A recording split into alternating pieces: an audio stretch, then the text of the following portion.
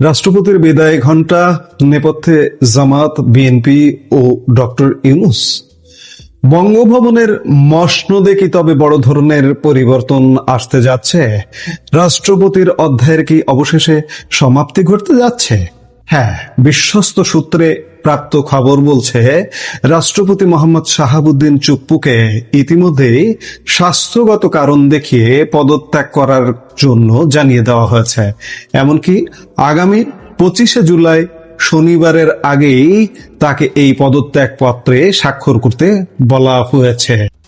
আমরা যেটা জানতে পেরেছি, আগামীকাল শুক্রবার দিনের দ্বিতীয়ার্ধেই হয়তো তিনি এই পদত্যাগপত্র জমা দেবেন স্পিকারের কাছে।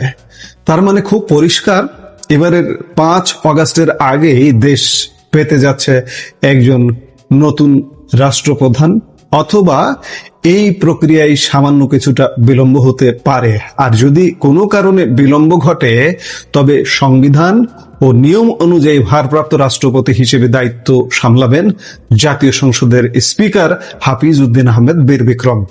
কিন্তু কেন এই আকস্মিক বিদায়? কেনই বা তাকে সরিয়ে দিচ্ছে রাজনৈতিক দলগুলো? আর কারা হচ্ছেন পরবর্তী সম্ভাব্য রাষ্ট্রপতি? আজকের এই বিশেষ বিশ্লেষণে আমরা এই পেছনের রাজনীতি ও আন্তর্জাতিক সমীকরণের প্রতিটি সূক্ষ্ম বিষয় উন্মোচন করব।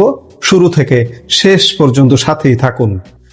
রাষ্ট্রপতি শাহাবুদ্দিন চুপ্পুর বিদায়ের বার্তা স্পষ্ট হতে রাজনৈতিক অঙ্গনে নতুন রাষ্ট্রপ্রধানকে নিয়ে শুরু হয়েছে জোরালো গুঞ্জন। কে হচ্ছেন বাংলাদেশের পরবর্তী রাষ্ট্রপতি? সম্ভাব্য রাষ্ট্রপতির তালিকায় বেশ কিছু হেভিওয়েট নাম নিয়ে আলোচনা চলছে। এদের মধ্যে রয়েছেন ডক্টর মোহাম্মদ ইউনূস, আন্তর্জাতিক মানবাধিকার কর্মী আইরিন খান, মন্ত্রিপরিষদ সচিব নাসিমুল গনি, বিএনপির শীর্ষ নেতা মির্জা ফখরুল ইসলাম আলমগীর, ডক্টর মঈন খান, নজরুল ইসলাম খান এবং স্পিকার হাফিজ উদ্দিন আহমেদ বীর বিক্রম নিজেই। এই প্রভাবশালী ব্যক্তিবর্গের মধ্য থেকে যে কোনো একজনকে রাষ্ট্রপতি পদের জন্য বিবেচনা করবে সরকার। এখন প্রশ্ন হচ্ছে, হঠাৎ করে কেন রাষ্ট্রপতিকে সরিয়ে দেওয়ার এই তৎপরতা? বিশেষ করে গোয়েন্দা তথ্য ও বিএনপির রাজনৈতিক হিসাব নিকেশ কি বলছে? বিশ্লেষকরা এর পেছনে মূলত 3টি প্রধান কারণ দেখছেন। প্রথম কারণ, গোয়েন্দা সূত্রের খবর অনুযায়ী জামাতে ইসলামী সহ কয়েকটি রাজনৈতিক দল দীর্ঘদিন ধরে মোহাম্মদ শাহাবুদ্দিন চুপ্পুকে রাষ্ট্রপতি পদে রাখার ব্যাপারে তীব্র আপত্তি জানিয়ে আসছিল। ইউনূসের আমলেও তারা অনেকবার জামাতে ইসলামী সরাসরি না করলেও বিভিন্ন ব্যানারের অধীনে রাষ্ট্রপতিকে সরানোর আন্দোলন করেছে। সরকারের কাছে স্পষ্ট তথ্য রয়েছে যে 5 অগাস্টের মধ্যে যদি বর্তমান রাষ্ট্রপতি পদত্যাগ না করেন, তবে জামাত বা তাদের সমমানা অর্থাৎ তাদের যে ব্যানারগুলো আছে, সেই দলগুলো এই পরিস্থিতিকে কাজে লাগিয়ে ঘোলা পানিতে মাছ শিকার করার সুযোগ নিতে পারে। সরকার কোনোভাবে এই মুহূর্তে রাজনৈতিক অস্থিরতা বা নিরাপত্তার ঝুঁকি নিতে চাইছে না। মূলত এই ঝুঁকি এড়াতে তার বিদায় ঘণ্টা বাজানো হয়েছে। দ্বিতীয় কারণ, দলের ভেতরের অভ্যন্তরীণ রাজনৈতিক চাপ।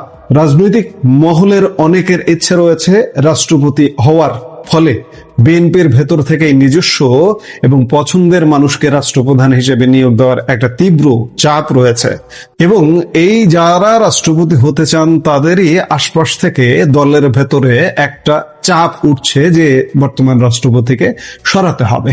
তবে শেষ পর্যন্ত দলের নিজস্ব কেউ এই পদে বসতে পারবেন নাকি কোনো সর্বজন গ্রাহ্য নিরপেক্ষ মুখ আসবে, তা নিয়ে এখনো নানা প্রশ্ন রয়ে গেছে। তৃতীয় যে কারণটি, সেটি হচ্ছে শেখ হাসিনার আগমনী বার্তা এবং একটি মনস্তাত্ত্বিক চাপ। রাজনৈতিক বিশ্লেষকদের মতে শেখ হাসিনার সম্ভাব্য আগমন এবং পরবর্তী রাজনৈতিক পরিস্থিতি দক্ষতার সাথে মোকাবেলা করতে হলে বঙ্গভবনে একজন নিজের মানুষ বা বিশ্বস্ত রাষ্ট্রপতি থাকা অত্যন্ত জরুরি।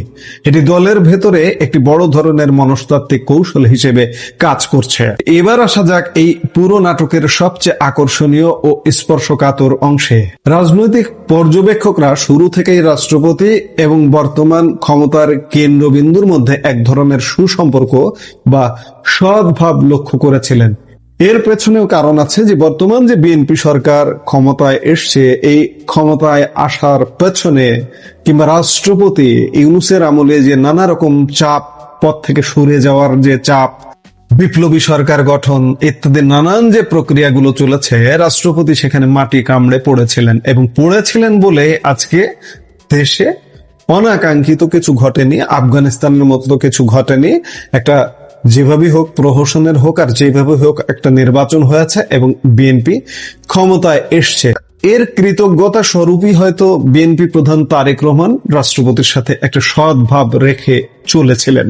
কিন্তু সাম্প্রতিক সময়ে মাস দেড়েক ধরে রাষ্ট্রপতিকে এড়িয়ে চলার একটি স্পষ্ট প্রবণতা দেখা যাচ্ছে। আশ্চর্যের বিষয় হলো, এই একই কৌশলে অন্তর্বর্তীকালীন সরকারের প্রধান উপদেষ্টা ডক্টর মোহাম্মদ ইউনূস এবং বিএনপির তারেক রহমান, যিনি বর্তমান প্রধানমন্ত্রী, উভয়কেই প্রায় একই পথে হাঁটতে দেখা যাচ্ছে। একটু খেয়াল করুন, ডক্টর মোহাম্মদ ইউনূস তার শাসনকালে দুটি বিশেষ বিষয় বজায় রেখেছিলেন। এক, বঙ্গভবনে রাষ্ট্রপতির কাছ থেকে শপথ গ্রহণ করে আসার পর তিনি কোনো বিদেশ সফর শেষে বা অন্য কোনো পর্যায়ে রাষ্ট্রপতির সাথে আর সাক্ষাৎ করেননি। দুই, অন্তর্বর্তীকালীন সরকারের প্রধান উপদেষ্টা হিসেবে তিনি মোট 14টি আন্তর্জাতিক সফরে 15টি দেশে গেলেও কোনো আনুষ্ঠানিক প্রেস কনফারেন্স বা সংবাদ সম্মেলন করেননি। কারণ বিশ্লেষকদের মতে ওই সফরগুলোতে সংবাদ মাধ্যমকে জানানোর মতো তাৎপর্যপূর্ণ বা দৃশ্যমান কোনো অর্জন ছিল না। এখন দেখা যাচ্ছে তারেক রহমানও যেন অবিকল সেই পথে হাঁটছেন। মাসখানেক আগে তারেক রহমান 2টি দেশ সফর করেছিলেন, কিন্তু তিনি রাষ্ট্রপতির সাথে কোনো সাক্ষাৎ করেননি, এমনকি কোনো প্রেস কনফারেন্সও করেননি। রাজনৈতিক বিশ্লেষকরা বলছেন, তারেক রহমানের এই সফরের আগে যেভাবে ঢোল পিটিয়ে বিভিন্ন অর্জনের আশ্বাস দেওয়া হয়েছিল, বাস্তবে তার একটিও অর্জিত হয়নি। উদাহরণস্বরূপ, মালয়েশিয়ার শ্রম বাজারের জটিল সমস্যার সমাধান হয়নি, মিলেছে কেবল আশ্বাস। চীনের সাথে বহুল আলোচিত তিস্তা সংক্রান্ত কোনো চুক্তি স্বাক্ষরিত হয়নি, এমনকি 24টি ফাইটার জেট কেনার বিষয়েও কোনো চূড়ান্ত চুক্তি আলোর মুখ দেখেনি, যার ফলে সফর পূর্ব প্রচারণার সাথে বাস্তব অর্জনের কোনো মিল খুঁজে পাওয়া যায়নি। এবং সম্ভবত সেই কারণেই প্রেস কনফারেন্স ও রাষ্ট্রপতির সাথে সাক্ষাৎ এড়িয়ে যাওয়া হয়েছে। এখানে অনেকের মনে প্রশ্ন উঠতে পারে, প্রধানমন্ত্রী বা সরকার প্রধানের কি বিদেশ সফর শেষে রাষ্ট্রপতির সাথে দেখা করার আইনি বাধ্যবাধকতা আছে? আইন ও সংবিধান কি বলে? গণপ্রজাতন্ত্রী বাংলাদেশের সংবিধানে সরাসরি বিদেশ সফর শেষে রাষ্ট্রপতির সাথে সাক্ষাৎ করতেই হবে এমন কোনো স্পষ্ট বা আলাদা শব্দ যুক্ত বাধ্যবাধকতা নেই। তবে সংবিধানের 48(5) অনুচ্ছেদে একটি সাধারণ কিন্তু অত্যন্ত গুরুত্বপূর্ণ বিধানের কথা বলা হয়েছে। সংবিধানের 48(5) অনুচ্ছেদে বলা হয়েছে, প্রধানমন্ত্রী অভ্যন্তরীণ ও বৈদেশিক নীতি সংক্রান্ত বিষয়াদি সম্পর্কে রাষ্ট্রপতিকে অবহিত রাখিবেন এবং রাষ্ট্রপতি অনুরোধ করলে যে কোনো বিষয় মন্ত্রিসভার বিবেচনার জন্য পেশ করিবেন। অতএব বাস্তবতা ও দীর্ঘদিনের রাষ্ট্রীয় রেওয়াজ হলো বৈদেশিক নীতি ও রাষ্ট্রের গুরুত্বপূর্ণ সিদ্ধান্ত সম্পর্কে রাষ্ট্রপ্রধানকে অবহিত রাখা সরকারের সাংবিধানিক দায়িত্ব। কোনো গুরুত্বপূর্ণ দ্বিপাক্ষিক বা আন্তর্জাতিক সফর শেষে দেশের প্রধানমন্ত্রী বঙ্গভবনে গিয়ে রাষ্ট্রপতির সাথে সৌজন্য সাক্ষাৎ করেন এবং সফরের ফলাফল, অর্জিত চুক্তি ও দ্বিপাক্ষিক আলোচনা সম্পর্কে রাষ্ট্রপ্রধানকে বিস্তারিত জানান। সংবিধানে বিদেশ সফর কেন্দ্রিক আলাদা নিয়ম না থাকলেও এটি রাষ্ট্রপতিকে অবহিত রাখার সাংবিধানিক বাধ্যবাধকতা ও প্রচলিত রাষ্ট্রাচার হিসেবে পালিত হয়ে আসছিল। কিন্তু ডক্টর ইউনূসের পর তারেক রহমানও যখন এই প্রথা বা রেওয়াজ এড়িয়ে চলছেন, তখন স্পষ্টভাবে বোঝা যায় বর্তমান রাষ্ট্রপতির বিদায় এখন শুধু সময়ের ব্যাপার এবং এক প্রকার বাধ্যতামূলক সত্য। এবং ইতিমধ্যে মহামান্য রাষ্ট্রপতিকে জানিয়েও দেওয়া হয়েছে যে আপনি স্বাস্থ্যগত কারণ দেখিয়ে পদত্যাগ করুন। দর্শক, বঙ্গভবনের এই ক্ষমতার রদবদল, রাজনৈতিক সমীকরণ এবং বাংলাদেশের সার্বিক পরিস্থিতি কোন দিকে মোড় নিচ্ছে তা নিয়ে আরো গভীর ও এক্সক্লুসিভ আলোচনা করতে আজ রাতে আমরা আসছি বিশেষ টক শো নিয়ে। আজ রাত 10:30 আমাদের নিয়মিত টক শো অন্তরালের আলাপে আমরা এ বিষয়ে বিস্তারিত আলোচনা করব। আমাদের সাথে অতিথি হিসেবে যুক্ত থাকবেন ব্লিটজ এর সম্মানিত সম্পাদক সালাউদ্দিন শোয়েব চৌধুরী। বাংলাদেশের রাজনীতি ও ক্ষমতার অন্তরালের খবর জানতে আজ রাত 10:30 অন্তরালের আলাপে অবশ্যই যুক্ত থাকবেন। আপনাদের মতামত কমেন্ট বক্সে জানান, কে হতে পারেন বাংলাদেশের আগামী রাষ্ট্রপতি।